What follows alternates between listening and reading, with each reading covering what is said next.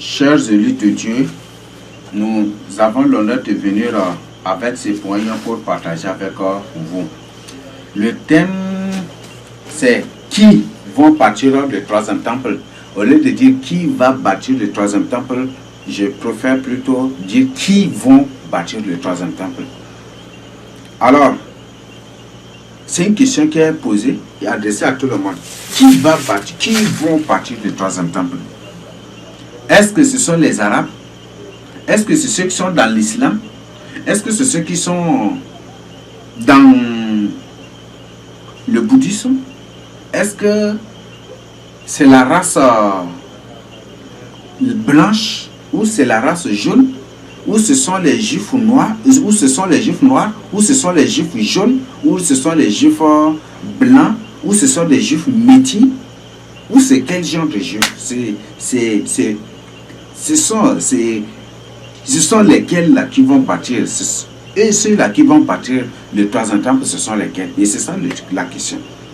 Nous avons déjà vu dans la Bible, Dieu est catégorique à la race corrompue. La race corrompue, soit c'est ceux-là qui sont des métis,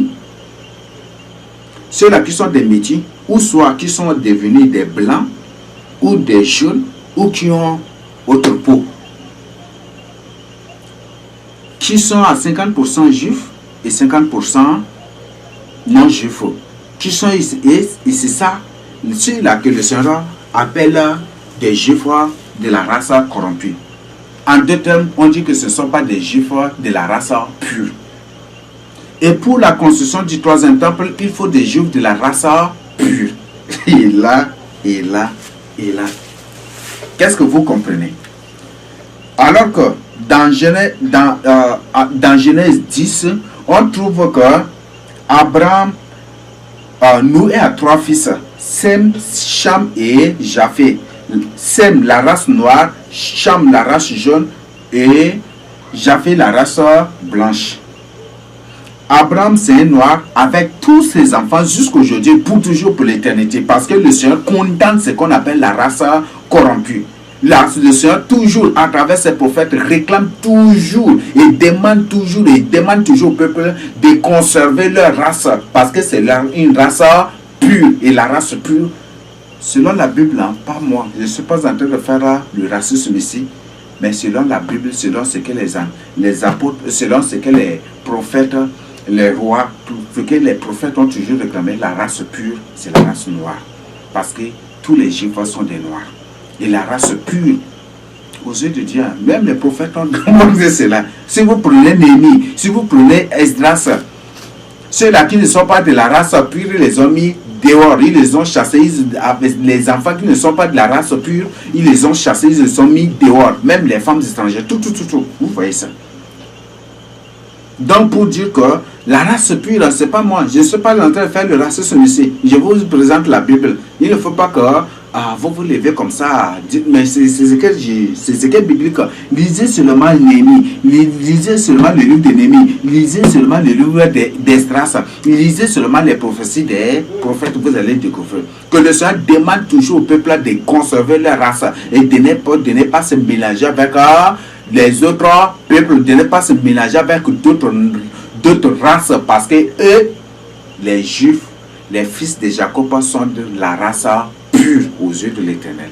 Ça, c'est ce qu'il dit.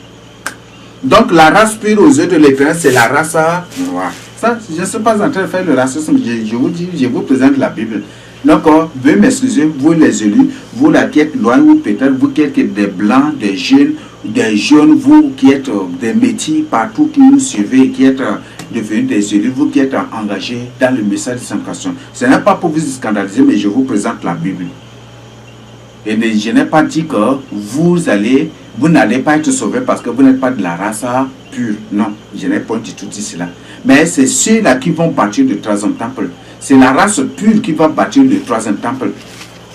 C'est la race pure. Et le prototype, et tous ceux-là qui ne sont pas de la race pure, pour vraiment, peut-être, ça va vous faire du mal. Mais ceux-là qui ne sont pas de la race pure, tous les juifs qui ne sont pas de la race pure, seront tous exterminés. seront tous exterminés au rassemblement des nations contre Israël. Les nations, ils seront tous exterminés. Et là, c'est ce qui est bien. Le code se trouve dans quoi? Peut-être vous allez dire que je sens peut-être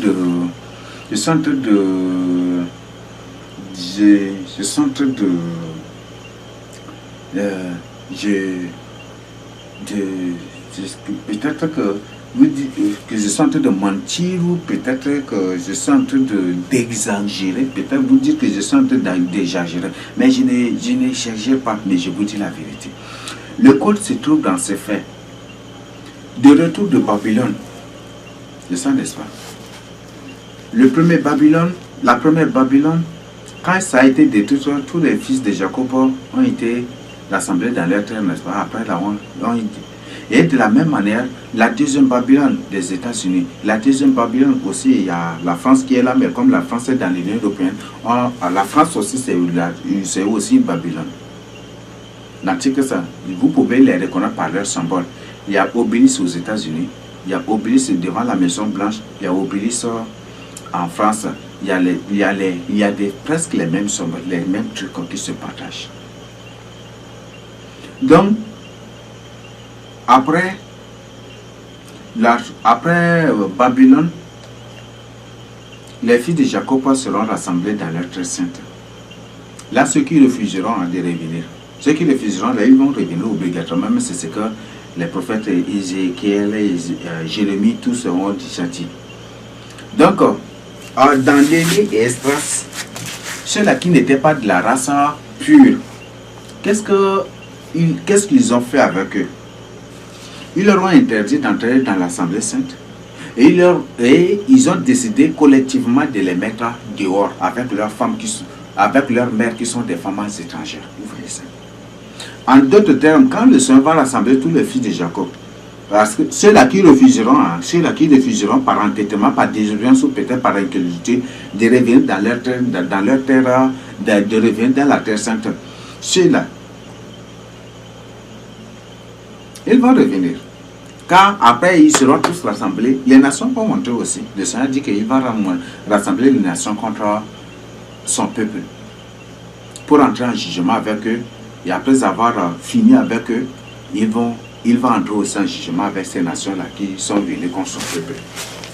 Donc, après avoir rassemblé tous les fils de Jacob, pour dire de la même manière ce qui était arrivé avant, ce qui était arrivé au temps de Néhémie et Esdras, c'est la même chose là. Au temps de Néhémie et Esdras, ils ne les ont pas tués, mais ils les ont juste chassés. C'est ça, non? Mais maintenant, à la fin des temps, ça ne sera plus le cas, mais ça va être une exécution. Et c'est ça que ça va faire mal. Donc, je reviens pour dire que ceux-là qui vont bâtir le troisième temple, ce sont des noirs. 100% noirs. Aucun métier ne contribuera ou ne participera ou ni ne contribuera à la construction du troisième temple. C'est un métier. Si l'antichrist ou le faux prophète, s'il laisse un métier ou un blanc contribuer ou participer à la construction du troisième temple, le temple ne sera pas saint. Dans tout ce qui sera fait là, ça ne va pas, ça ne va même pas. Mais pour que le temple soit saint, et pour que ce temple soit saint, et que après l'antichrist, une fois monté là pour dire qu'il est Dieu, pour que cela touche vraiment le cœur de Dieu, il faut que ça soit la race pure, la race noire. Et c'est eux là qui vont. Et c'est ça. Et c'est ça, c'est parce que c'est la race noire et ceux là qui vivent dans la crainte de Dieu. Et comme j'avais déjà dit, c'est pas tous les noirs qui vont recevoir la marque de la bête. Tous les fils de Jacob, de la race pure, c'est difficile qu'ils reçoivent tous la marque de la bête. Oui. Et c'est une information que je partage avec vous. Donc, c'est là qui vont être rassemblés. C'est la race pure qui va bâtir le troisième temple. Et c'est eux qui vont tout faire. C'est eux qui vont bâtir le troisième temple. Et c'est eux qui vont tout faire. Et voilà. ce qui va se passer. Donc, ceux qui vont bâtir le troisième temple, ce sont des noirs à 100%. Ce sont des noirs à 100%. Ce ne sont pas des blancs. Ce ne sont pas des métis. Ce ne sont pas des jeunes. Ce ne sont pas ceux-là qui sont actuellement à Jérusalem là-bas. Non. Même le sacrificateur qui sera établi dans le troisième temple, c'est un noir à 100%. C'est un noir à 100%. Si c'est un blanc ou un métis, une personne de Jérusalem là-bas qui est avec des trucs, ça c'est une race corrompue. C'est pas un noir à 100%. Donc, ça n'est pas ça. Donc, le vrai sacrificateur qui s'est établi, c'est un noir à 100%. Un noir à 100%. Les fils, ce sont les vrais sacrificateurs. Pour vous informer, une grande partie, une grande partie des Gours sont des Lévites aussi. C'est une information que je vous donne. Et je viens de découvrir cela. À ma grande surprise aussi dans la Bible. C'est ce que. Par exemple, on a Magor, le nom de malédiction que Dieu a donné au souverain sacrificateur par jour, c'est Magor m'échappé, terreur de tous les côtés. C'est ça, n'est-ce pas? Donc, Magor, Magor, ce sont les fils de Magor, là qu'on les appelle des Maguires aujourd'hui, parce que Maguire ou Magor, c'est la même chose. Terreur signifie tous des terreurs. Et de Magor, si on note le Ma, on trouve Gor, n'est-ce pas? Magor là, si on note le Ma, on trouve Gor. Donc pour dire qu'une partie des Gor, ou peut-être une grande partie des Gor, mélangé avec les Nangda, je ne parle pas seulement des Gor, mais des Nangda aussi, de tout cela. Ce sont des fils des Lévis, ce sont des descendants des sacrificateurs. Donc, et ce que je partage avec la famille Mirari, avec Uri, tout cela, là, je crois que vous connaissez, j'ai déjà partagé certaines choses, ces choses-là avec vous.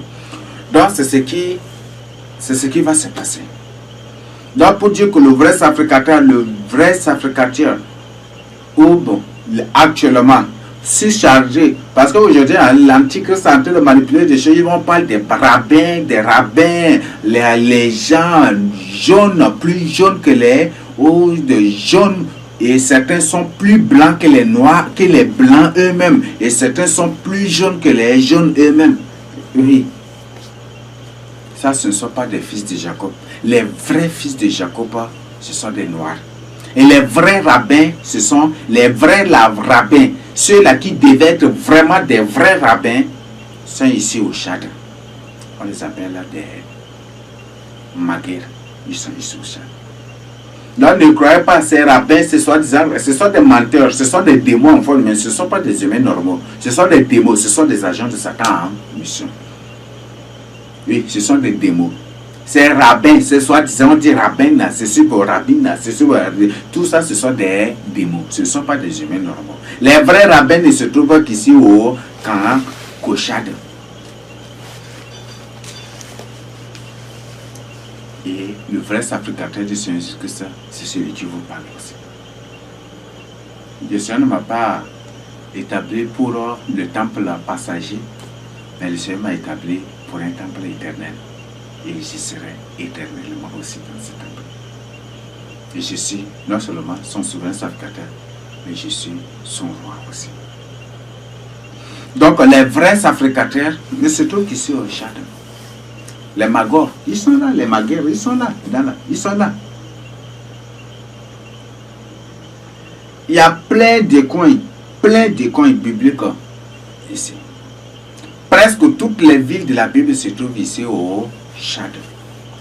Presque toutes les villes bibliques israélites se trouvent ici au Tchad. Ça.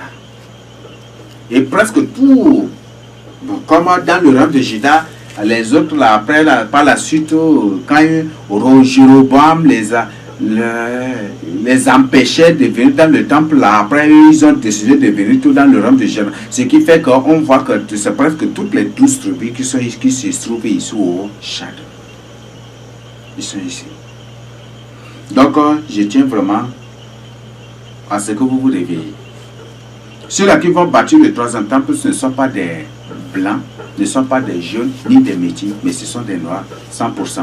Parce que selon les prophètes, selon les rois, selon Némi, selon Esdras, selon les autres, la race pure, c'est la race noire. Parce que c'est la race pure que Dieu veut. Et Abraham, c'est un noir. Jacob, c'est un noir. Tous les juifs sont des noirs. Et la race pure, c'est la race noire. Je ne suis pas en train de faire le racisme ici. Non. Je suis en train de vous présenter la Bible. Et vous comprenez déjà. Si vous-même, vous êtes des gens qui vous méditez, au moins, si vous êtes des gens qui méditez au moins 6 chapitres, 9 chapitres ou 12 chapitres, ou 7 chapitres de la Bible, des livres ou des livres de la Bible, ça va. Vous comprenez de quoi je vous... Par jour, je crois que vous comprenez de quoi j'ai dit, je parle.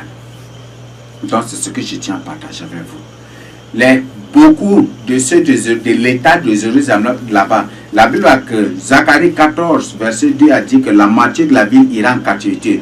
Zacharie a clairement dit qu'à la fin des temps, Jérusalem sera à sa place. Donc, pour dire que Jérusalem n'est pas actuellement à sa place, l'état de Jérusalem là-bas sera ramené et il sera à sa place. Je vous invite d'entrer en possession de note d'information numéro 10 et 11. Ce n'est pas gratuit, ce n'est pas payant, c'est gratuit. Faites seulement si on va vous envoyer. C'est gratuit, c'est gratuit. On ne paye pas, on ne demande rien du tout. Un 10 francs même, on ne demande pas. C'est gratuit. Là, on ne vend pas la parole de Dieu. Donc, vous n'ayez point du tout peur de nous faire signe. On ne vend point du tout la parole de Dieu. Là, c'est ce qu'on tient à vous. Je tiens à partager avec vous. Donc, faites ça, et puis on va vous envoyer la 10e note d'information et la 11e note d'information. Et surtout, n'oubliez, vous qui avez déjà la version électronique, vous qui avez partagé en urgence avec les autres, même ceux de Chine, de partout, envoyez-les, partagez entre vous-mêmes. Transmettez ces informations aux autres. Donc, ceux de là-bas, de l'état de Jérusalem là-bas, bientôt Jérusalem là-bas, la Bible a dit que Jérusalem sera à sa place, sera ramené à sa place. Ce que c'est Zacharie 10 ou 12, je ne sais pas, j'ai oublié, mais lisez le livre de Zacharie, vous allez découvrir que, je crois qu'à partir du chapitre 9 jusqu'au chapitre 14, lisez en sa part beaucoup plus des événements de la fin des temps. Donc je vous invite vraiment à méditer cela. Et tout juif normal doit lire, méditer cela pour comprendre, et tout vrai enfant de Dieu doit méditer cela pour comprendre. Parce qu'il y a beaucoup de choses, beaucoup d'informations dans ça. Dans le livre de Zacharie. Et Zacharie, si vous ne le savez pas, c'est aussi l'un des livres d'Apocalypse aussi. Ça contient beaucoup d'informations. Mais le livre le plus scellé de la Bible, c'est Cantique des Cantiques. Je ne sais pas si le Seigneur Jésus me permet, je partagerai avec vous. S'il me le permet. Après. Mais quand même, j'ai déjà partagé beaucoup d'informations sur Cantique de Cantique et des choses que Cantique de Cantique a déjà dit, donc j'ai déjà partagé beaucoup de choses avec vous aussi. Donc, ceux de là-bas, bientôt Jérusalem de là-bas sera ramené. Il sera ramené, il sera à sa position. Mais actuellement, beaucoup de ceux de Jérusalem sont déjà ici à ça. Peut-être ça va vous surprendre, mais beaucoup sont ici déjà à ça. Ils ont fait un grand coin comme ça. Ils sont venus. Si c'était des catholiques, ils devaient être au coin des séminaires, mais ils ne sont pas comme ce sont des gens de leur soi-disant judaïsme. Ils ont créé juste le judaïsme. Ils ont créé, voilà. Mais ils sont ici actuellement à ça. À Debala. Et beaucoup. Ils sont là. Donc, ce que je tiens à partager avec vous, vous devez vous réveiller. Vous, les fils de Jacob. Rassemblez-vous maintenant. Unissez-vous. Qu'on soit unis. L'unité est d'abord fils de Jacob. Est-ce que je mens? La Bible dit toujours, tous les fils de tous les enfants d'Israël étaient sortis comme un seul homme. C'est ça, l'union. L'union est d'abord fils de Jacob. L'union est d'abord fils de Jacob. Donc, en d'autres termes, l'union est d'abord noire. Les noirs, les fils de Jacob sont des noirs, non. L'union est d'abord noire. Et si aujourd'hui, quand Dieu te parle, sortez comme un seul homme. Rassemblez-vous comme un seul homme pour prier, pour intercéder, pour faire ma volonté, vous refusez. C'est parce qu'il y a un problème dans votre vie. Donc, c'est ce que je tiens à partager avec vous. Donc, comme information, ceux-là qui vont bâtir le troisième temple, ce sont des noirs, 100%. La race pure noire, Jacob ou Israélite, c'est cette race-là qui va bâtir le troisième temple. Donc, et ça va être après l'enlèvement. Mais ils ont commencé, la pierre de construction est déjà bâtie. Ils ont la cérémonie, ils ont déjà fait. Beaucoup de ces soi-disant juifs là-bas, peut-être, ils sont venus, même peut-être leur mission ici, on ne sait pas s'ils sont venus avec le plan ou avec quoi, on ne sait pas. Avec le plan du temple ici, on ne sait pas. Mais beaucoup sont déjà là ici. Beaucoup sont déjà là ici. Donc rassemblez-vous, fils de Jacob. Rassemblez-vous, Israélites. Rassemblez-vous, Judas. Rassemblez-vous, Benjamite. Rassemblez-vous, Juifs. Rassemblez-vous. Ce n'est plus le moment maintenant, mais qu'on soit unis. L'union est d'abord fils de Jacob. L'union est d'abord israélite. Donc si tu es enfant d'Israël, si tu es réellement israélite et que toi tu ne veux pas t'unir aux autres, tu ne veux pas être un avec les autres dans la crainte de Dieu, dans la sanctification, dans la sainteté, dans la perfection, c'est bien un problème. Et tu es un candidat d'office pour l'enfer. Oui. Parce que le Seigneur Jésus a dit que ceux qui se retirent, que ceux-là qui se retirent, que c'est pour faire ce qu'ils veulent, n'est-ce pas? Donc, c'est ce que la Bible dit clairement. Donc, réveillez-vous. Réveillez-vous pour votre salut. C'est ce que je tiens à partager avec vous. Donc, les vrais fils de Jacob sont des Noirs et devenus. Et maintenant, vous qui êtes partout, réveillez maintenant dans la Terre Sainte. Presque toutes les villes déjà. Comme le Tchad, bien que c'est le sud du Tchad qui est la terre de Jérusalem, mais c'est presque tout le Tchad qui est considéré comme Jérusalem de la Bible. Et on voit que toutes les, si vous-même vous vérifiez, l'Aïs de la Bible, c'est l'Aïs là qu'on appelle l'Aïs actuellement. Béré de la Bible, c'est Béré là qui est là aussi actuellement. Guéra de la Bible, c'est Guéra là qui est là actuellement.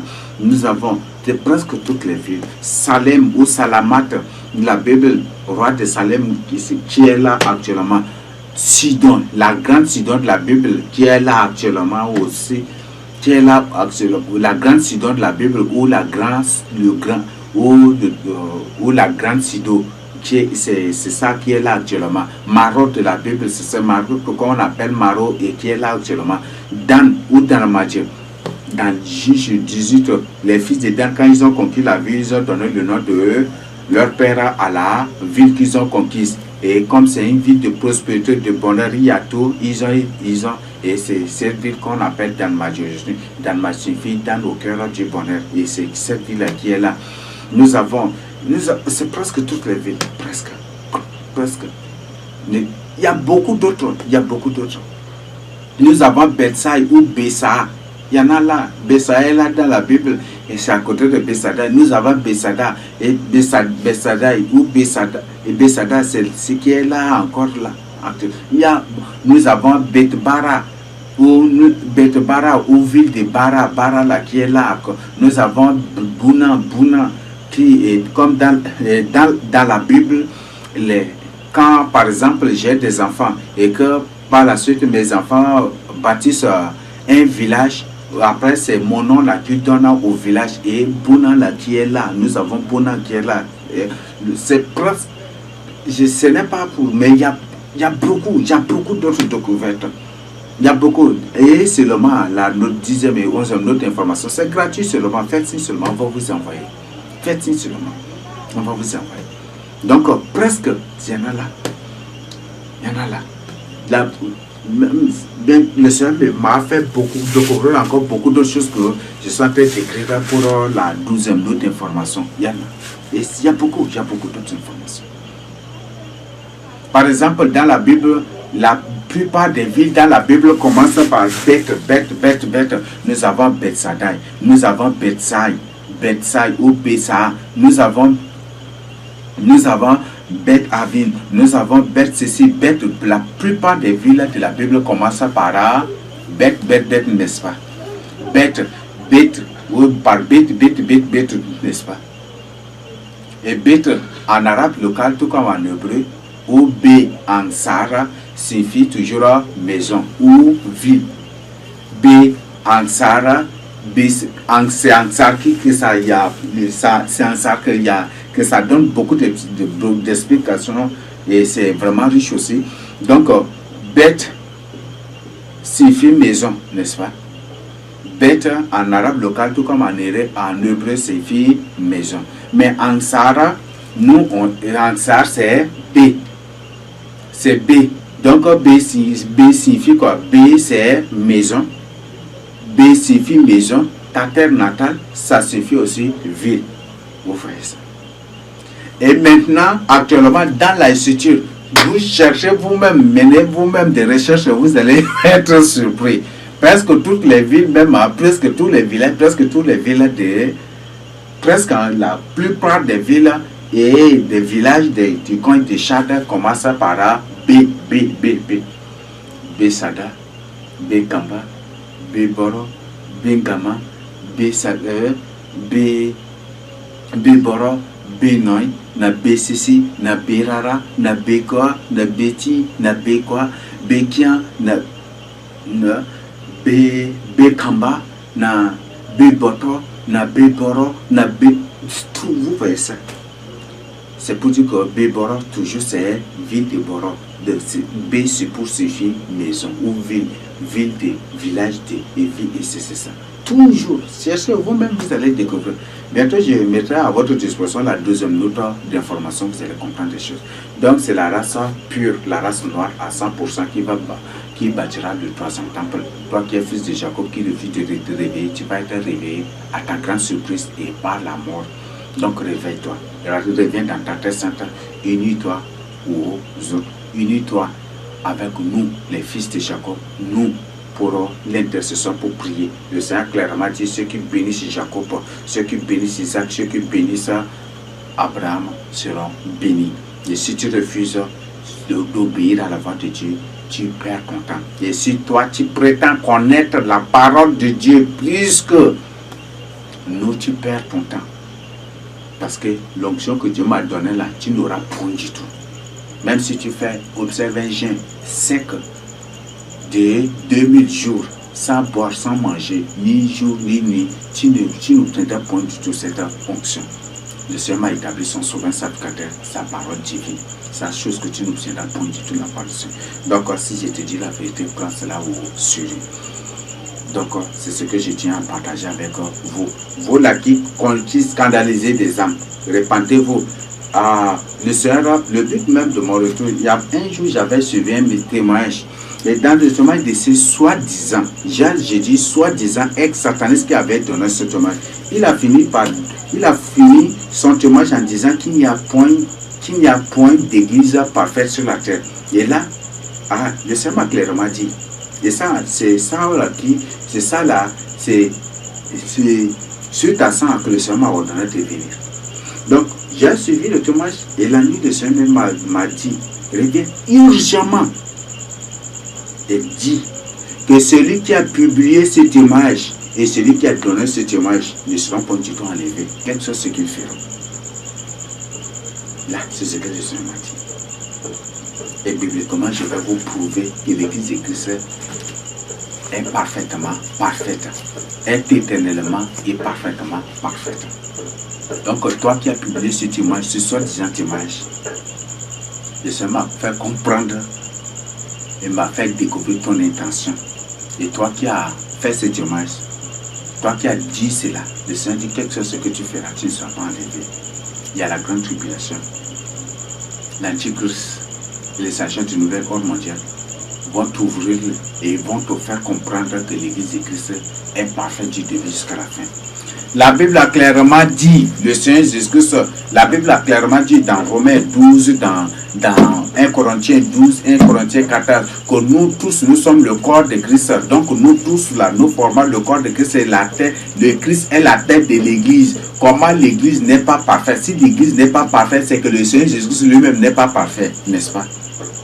C'est que le Seigneur Jésus-Christ lui-même n'est pas parfait. Comment les gens là, ils lisent quelle Bible? C'est la Bible de Babylone, c'est la Bible d'Assyrie, c'est la Bible de Sodome que vous lisez, je ne sais pas. Ça c'est vraiment. Toi qui as publié cette image, et toi qui as donné cette image, le Seigneur m'a clairement dit que vous ne serez point du tout enlevé. Vous ne serez point du tout enlevé. Et vous allez passer par la grande tribulation. Et à travers cela, vous allez comprendre que et découvrir et témoigner de vos propres bouches que l'Église, même Dieu, pour être sauvé, vous allez dire et témoigner de vos propres bouches que l'Église de Christ est parfaite. Est parfaite.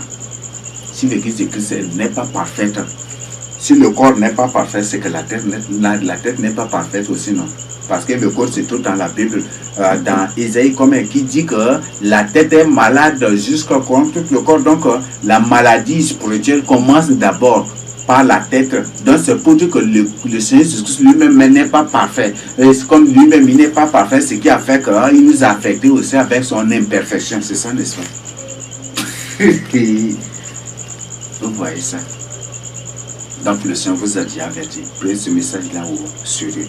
Vous qui ne cessez de scandaliser des âmes, vous allez récolter votre fruit très bien. Donc répentez-vous pour ne pas augmenter le degré de votre torture en enfer ou pour ne pas augmenter le degré de la colère de Dieu sur vous. Ou pour éviter d'aggraver votre situation. C'est maintenant. Et le Seigneur a clairement dit que s'il ne t'a pas dit d'exercer un ministère, de publier les vidéos, il ne peut pas le faire. S'il ne t'a pas dit, il ne faut pas le faire. Toi, tu oses parce que tu vas être vu. Parce que. Voilà les conséquences. Je ne sais pas, c'est quel genre de Bible que les gens lisent là. Je me pose vraiment la question. Quel genre de Bible que les gens lisent? Bon, l'homme là, c'est comme ça, c'est. Mais tu es déjà informé, tu es déjà averti. Donc on prend ce message-là au sérieux. Toi, fils de Jacob, et toi qui éprouves du plaisir à scandaliser, ou à faire tout pour montrer aux gens que tu es là, ou toi là qui enseigne et qui répète 1000 fois par jour que tu es sauvé par la grâce, croyant qu'en répétant ainsi, tu finiras par être sauvé par la grâce. Réponds-toi. Ce n'est pas en répétant ça là que tu finiras par être sauvé par la grâce. C'est en vivant la sainteté, la perfection. C'est en mettant, le Seigneur clairement dit, si le Seigneur clairement dit, soyez donc parfait comme votre Père Céleste est parfait. N'est-ce pas? C'est sorti de sa propre bouche, non? Et toi, tu dis que l'Église de Christ n'est pas parfaite. Alors, il y a un problème, n'est-ce pas? Oui, il y a un problème. Donc, si l'Église de Christ n'est pas parfaite, le Seigneur qui nous a demandé la perfection là, c'est un dictateur ou un tyran ou peut-être c'est un sadique. Lui-même, il nous a demandé d'être parfait comme notre Père Céleste, comme Dieu est parfait. Et toi, tu dis que l'Église de Christ n'est point du tout parfaite. Il n'y a point d'Église parfaite sur la terre. Là, il y a un problème, n'est-ce pas? C'est pour ça que c'est que ton témoignage, toi qui as publié cela, c'est ta condamnation que tu as publié. Toi qui as donné ce témoignage, c'est ta condamnation aussi que tu as témoigné. Ce que tu as témoigné, la condamne toi-même. Donc, voilà des choses. Bon, il y a toutes choses. Hein. Tu peux fabriquer des témoignages, tu peux fabriquer des choses. Mais les codes de chaque chose, là, il y en a dans la Bible. Donc, aux aveugles là, ils vont croire. Ceux-là qui sont destinés pour l'enfer, ils vont vous croire. Mais ceux-là qui sont destinés pour la vie éternelle, qui eux-mêmes là, méditent la parole de Dieu, tu ne vas pas du tout. Ceux-là qui n'ont pas l'Esprit de Dieu, ils vont vous suivre pour la perdition éternelle. Mais ceux-là qui ont l'Esprit de Dieu, en parlant ainsi, bouche à bouche seulement, en parlant seulement, en écoutant seulement, ou en entendant seulement, si ce sont des brebis du Seigneur, ils ont l'Esprit de Dieu en eux, l'Esprit automatiquement va comprendre, effectivement c'est moi qui ai dit cela. Et si ça ne vient pas de Dieu, automatiquement l'Esprit va réagir. Toutes choses là, il y a leur code dans la Bible. Là, ne dites pas qu'il n'y a rien. La Bible dit qu'il n'y a rien de nouveau. Il n'y a rien de nouveau. Donc, prends ce message-là au sujet et Toi là qui suis les gens, répands-toi et suis la vérité, cours derrière la vérité, la sanctification, la sainteté pour ton salut. Ce que je tiens à partager avec vous, recevez cela au nom de Seigneur Jésus-Christ. Amen.